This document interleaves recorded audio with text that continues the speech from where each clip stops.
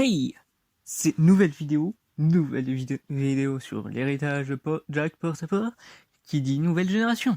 Nous y allons tout de suite avec Alexandre, ou Alexander, je ne sais pas, Houghton, né en 1828 et mort en 1886, ainsi que sa femme Henriette Valquiez, née en 1832 et morte en 1891.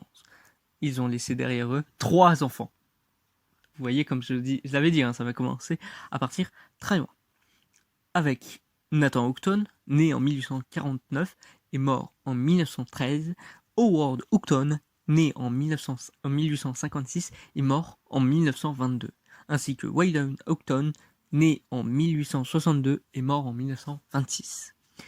Il y a aussi dans le reste de la branche Houghton, avec Estelle Houghton, née en 1822 et morte en 1912, donc 90 ans, on oublie, ainsi que son mari Samuel Miller, né en 1921 et mort en 1846.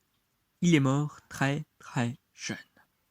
Et c'est peut-être avec lui que j'ai confondu pour l'AVC ou la crise cardiaque. Ils ont quand même laissé derrière eux... Bah non, il avait 1896. Je suis con ou je suis con? Il a vécu 71 ans. Ça doit être de vieillesse. Ils ont quand même laissé derrière eux Monica Molvik, qui est née en 1857 et qui est morte en 1924, ainsi qu'Amandine Molvik, née en 1860 et morte en 1932. Ce qui est, dans tous les cas, ici, une assez bonne vie. Et encore une fois, si je ne dis rien, c'est que ça a été une vie classique, qui est normée, plus ou moins normale, comme vous préférez. Prenons donc avec maintenant la suite du côté Pauburiste avec Albert Pauburiste, né en 1829 et mort en 1892, et sa femme Lou Masson, née en 1838 et morte en 1901. Je vais revenir sur elle parce que elle est morte dans un massacre, dans un certain massacre à la tronçonneuse. On ne sait pas vraiment d'où viennent les circonstances. Même beaucoup penseraient que ce serait de la branche Murdoch, avec le père qui était le père Harry Murdoch, qui était un peu sous, mais il était pêcheur, donc aucune confirmation sur ça. Mais voilà, on sait qu'elle est morte dans un massacre, pas du tout de vieillesse celle-ci.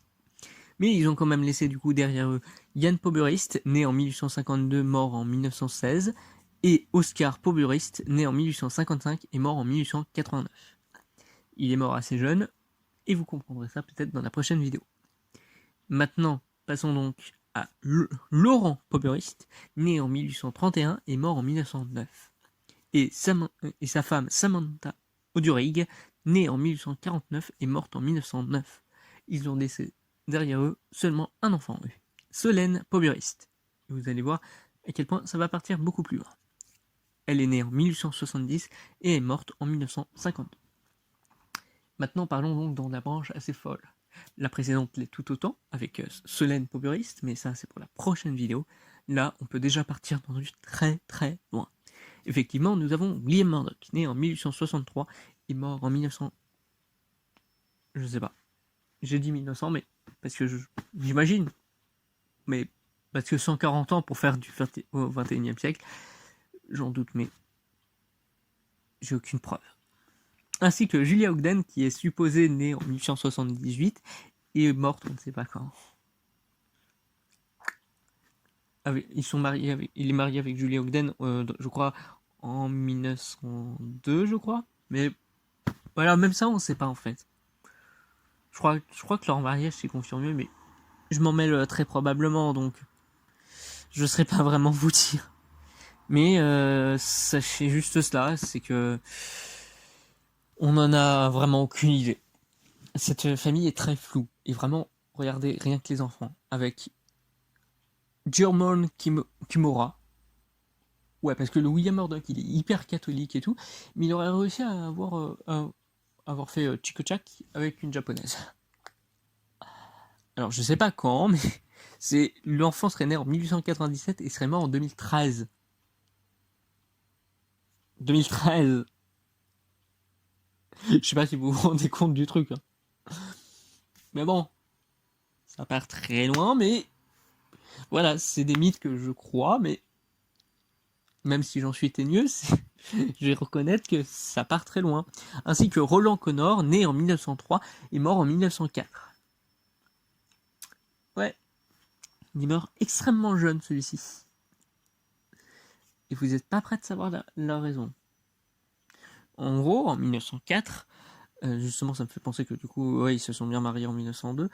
C'était 2 ans avant si je me souviens. Et ben, en gros, l'ennemi juré de William Murdoch lui a donné un défi, c'était soit tu me tues, soit je tue ce mioche.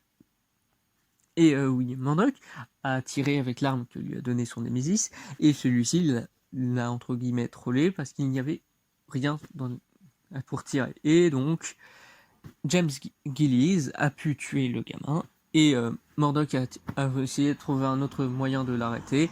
Ce qu'il a pu faire par on ne sait quelle magie, je ne sais plus, hein, c'était très débattu.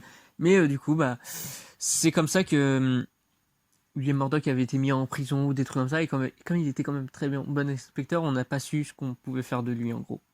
Et c'est peut-être pour ça que c'est si flou, hein, je sais pas.